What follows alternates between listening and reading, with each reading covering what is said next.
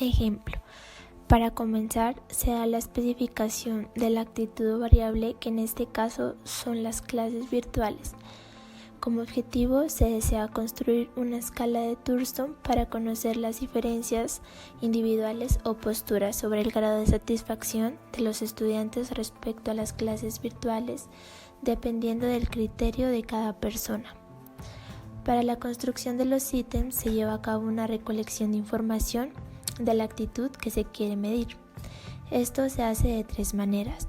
La primera es recopilar literatura sobre todo lo que tiene que ver con el tema, la segunda es una entrevista previa y finalmente la propia intuición.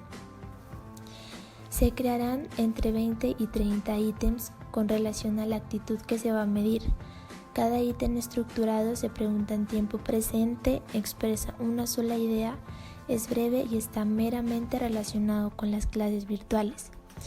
Estos cubren todos los rangos de actividades, desde de acuerdo, neutral o en desacuerdo.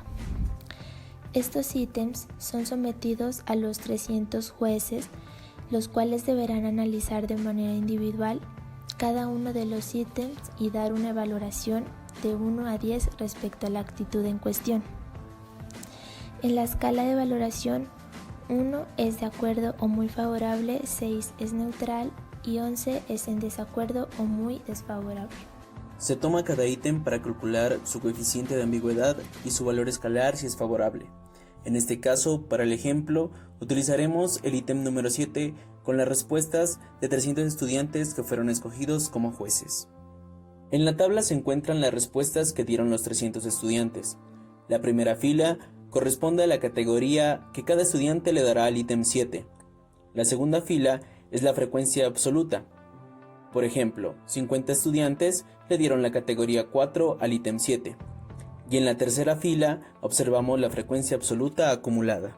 El coeficiente de ambigüedad posee una fórmula que es cuartil 3 menos cuartil 1. Entonces, utilizaremos la fórmula de cuartiles en datos agrupados por intervalos para encontrar el coeficiente de ambigüedad. Esta es igual al límite inferior menos 1, más, entre paréntesis, el número del tamaño de la muestra sobre 4, cierra paréntesis, menos la frecuencia absoluta acumulada menos 1, que en este caso se convierte en la frecuencia absoluta acumulada del intervalo anterior. Todo esto dividido por la frecuencia absoluta del límite inferior por 1, que es el rango del intervalo. Para el primer cuartil despejaremos las variables de la fórmula. El límite inferior se encuentra al identificar el número que resulta en la primera operación de la fórmula, en este caso 300 sobre 4, que da como resultado 75. Este 75 se encuentra en el intervalo 5, entre 51 y 230, lo que quiere decir que este es nuestro límite inferior, y también despejamos el intervalo anterior, que es 4, entre 0 y 50.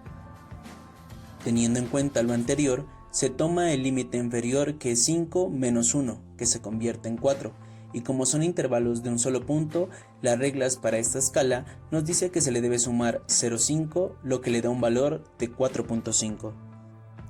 La frecuencia absoluta acumulada del intervalo anterior será 50, y tomamos la frecuencia absoluta del límite inferior, que es 180, por 1, que es el rango del intervalo. Realizamos la operación de la fórmula y encontramos el resultado del primer cuartil, que es 4,63. Para el segundo cuartil utilizamos la misma fórmula, con una variación en el paréntesis, donde aumentamos un 3, quedando 3 por 300 sobre 4, obteniendo un resultado de 225. Realizamos la operación de la fórmula y encontramos el resultado del tercer cuartil, que es 5,47. Ahora sí, reemplazamos los valores en la fórmula del coeficiente de ambigüedad y encontramos un valor de 0,84, lo que nos indica que el ítem número 7 es muy favorable para aplicarlo. Una vez encontremos favorable la aplicación del ítem, procedemos a buscar su valor escalar, que se obtiene a través de una fórmula de mediana, que es igual al límite inferior menos 1, más entre paréntesis el número del tamaño de la muestra sobre 2, cierra paréntesis, menos la frecuencia absoluta acumulada menos 1, que en este caso se convierte en la frecuencia absoluta acumulada del intervalo anterior, Todo esto dividido por la frecuencia absoluta del límite inferior por 1, que es el rango del intervalo. Reemplazamos los valores ayudándonos de los que despejamos en las fórmulas anteriores, cambiando simplemente la operación que está entre paréntesis, 300 sobre 2, que nos da como resultado 150, y procedemos a hacer la operación. Obtenemos que el valor escalar del ítem número 7 es de 5.05 y sirve, junto a otros valores escalares de otros ítems, para saber si el sujeto a quien se le aplica el cuestionario está de acuerdo o en desacuerdo. Estas dos fórmulas de coeficiente de ambigüedad y valor escalar se tienen que hacer para cada ítem.